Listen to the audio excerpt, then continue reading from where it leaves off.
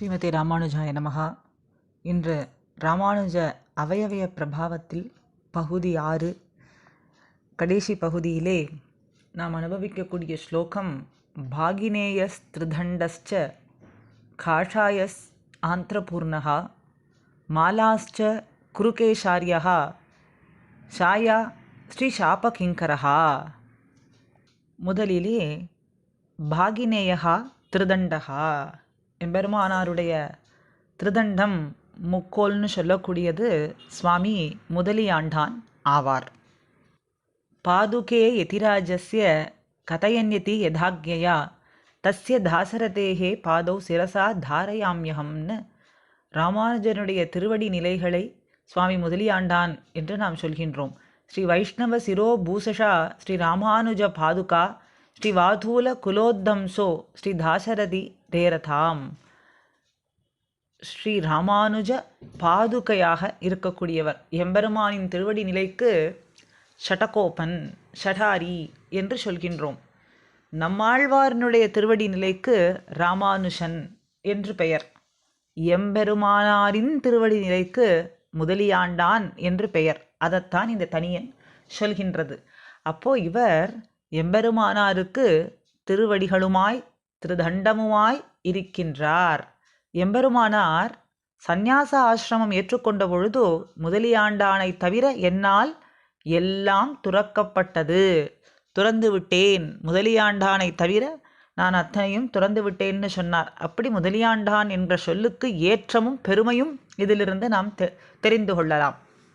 அதே போல இவருடைய இன்னொரு பெருமை, ஒரு சமயம் கூரத்தாழ்வான் தன் குழந்தையான பட்டருக்கு பாடம் சொல்லி கொடுத்து கொண்டிருந்த பொழுது முதலியாண்டானை காட்டி, இவரை போன்று வடிவு சிறுத்து பிரபாவம் பெருத்திருக்கக்கூடிய மனுஷர்களைத்தான் நாம் சிறுமா மனுஷர் என்று நம்மாழ்வார் குறிப்பிட்டது போல குறிப்பிடுகின்றோம்னு சொன்னார். சிறுமா மனுஷர் என்பது 8ஆம் பத்திலே 10ஆம் திருவாய்மொழி 3ஆம் பாசுரத்திலே வரக்கூடியது. அப்படி இவரை பார்த்து வடிவு சிரித்திருக்கு, ஆனால் பிரபாவம் பெருத்திருக்கக்கூடிய மனுஷர்களைத்தான் நாம் சிறு மா மனுஷர் என்று அழைக்கின்றோம் என்று சொன்னார். இப்படி முதலியாண்டானுடைய பெருமைகளை நாம் சொல்லிக்கொண்டே செல்லலாம். எம்பெருமானார் நியமனத்தால் பெரிய நம்பியினுடைய திருக்குமாரத்தி அத்துழாய்க்கு சீதன வெள்ளாட்டி, அதாவது உதவியாயிருந்து காரியங்களை செய்பவர்கள், தாச விருத்திகள்னு சொல்வார்கள். அப்படி செய்த பெரியவர் இவர். எம்பெருமானாருடைய நியமனத்தாலே திருக்கோஷ்டியூர் நம்பி பெரிய திருமந்திர அர்த்தத்தை எம்பெருமானாருக்கு அருளி செய்யும் பொழுது இவரும் கூரத்தாழ்வானும் தண்டும் பவித்திரம் போலே கூடவே இருந்து கேட்டார்கள். சரமஸ்லோக அர்த்தத்தை திருக்கோஷ்டியூர் நம்பி எம்பெருமானார் ஒருவருக்கு மட்டுமே ஏகாந்தமாக அருளி செய்தார். அந்த அர்த்தத்தை திருக்கோட்டியூர் நம்பி கேட்டுக்கொண்டபடி சில காலம் கழித்து கூரத்தாழ்வானுக்கு ஏகாந்தமாக எம்பெருமானார் அருளினார். கூரத்தாழ்வான் சில நிபந்தனைகளை நிறைவேற்றிய பிறகு, அதுக்கு பிறகு 6 மாத காலம் கழித்து திருக்கோட்டியூர் நம்பி கேட்டுக்கொண்டதற்காக எம்பெருமானார் சரமஸ்லோக அர்த்தங்களை எல்லாம் முதலியாண்டானுக்கு ஏகாந்தமாக உபதேசம் பண்ணி, ஆண்டான் சில நிபந்தனைகளை எல்லாம் நிறைவேற்றின பிறகு உபதேசம் பண்ணினார்.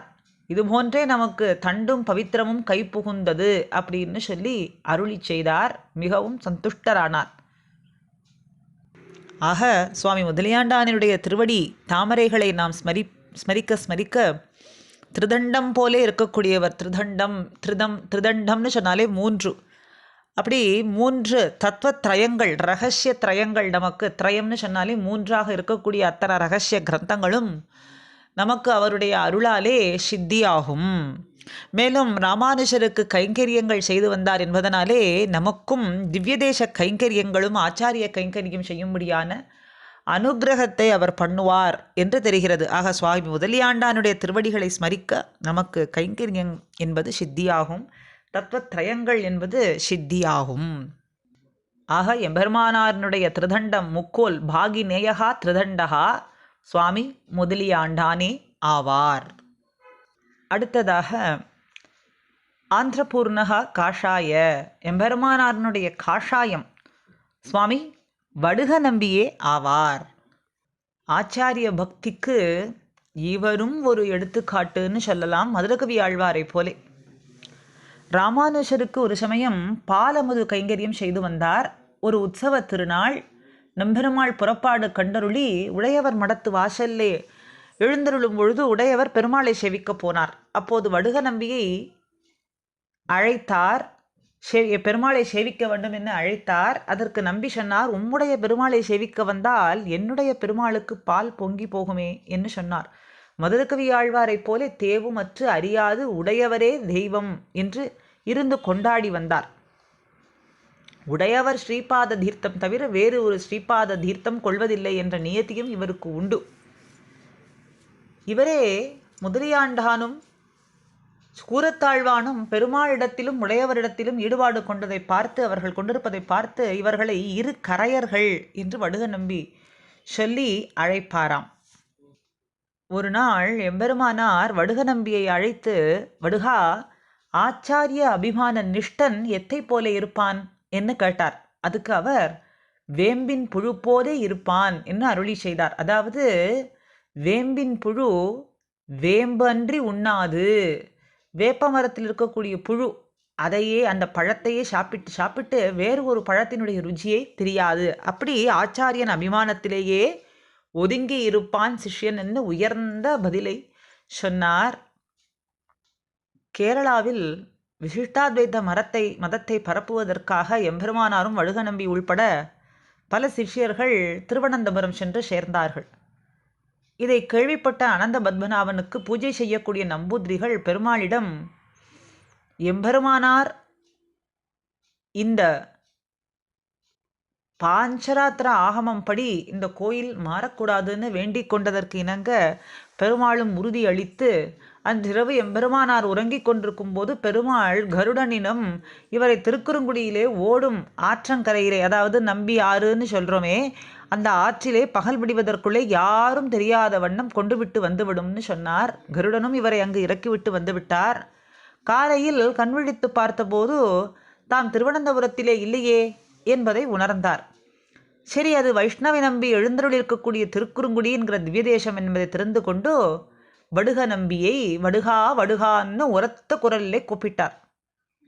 உடனே வைஷ்ணவ நம்பியே, அங்கே வடுக நம்பி இல்லை, வடுக நம்பியோ திருவனந்தபுரத்திலே எழுந்தருளி இருக்கிறார்.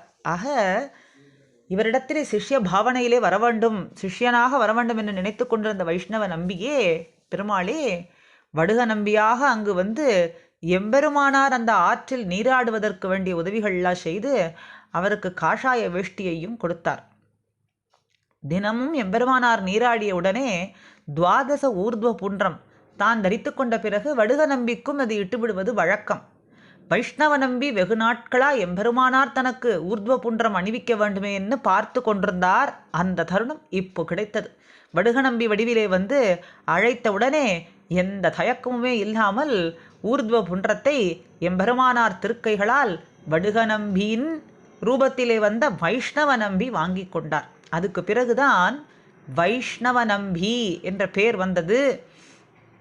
ஆக வைஷ்ணவ நம்பியாய் மாறினான் எம்பெருமான். வைஷ்ணவ நம்பி, அரியக்கற்று வல்லார்கள் வைஷ்ணவர் ஆவார்கள்னு ஆழ்வாருடைய வாக்குப்படி வைஷ்ணவ நம்பியாய் மாறினான் திருக்குறுங்குடி நம்பியான எம்பெருமான். அப்படி நாம் வடுக நம்பியினுடைய திருவடிகளை ஸ்மரிக்க ஆச்சாரிய அபிமானம் என்பது நமக்கு கிடைக்கும். ஆச்சாரிய அபிமானத்திலே ஒதுங்கும்படியான ஒரு பாக்கியத்தை பெறுவோம். அதுதானே பெரிய ஜீயரும் தன்னுடைய ஆர்த்தி பிரபந்தத்திலே ஒரு ஸ்லோகத்திலே வேண்டுகின்றார். உன்னை ஒழிய ஒரு தெய்வம் மற்றறியா வடுக நம்பி தன்னிலையை எனக்கும் தந்தருள வேண்டும் எதிராசான்னு பிரார்த்தனை பண்ணுறாரே.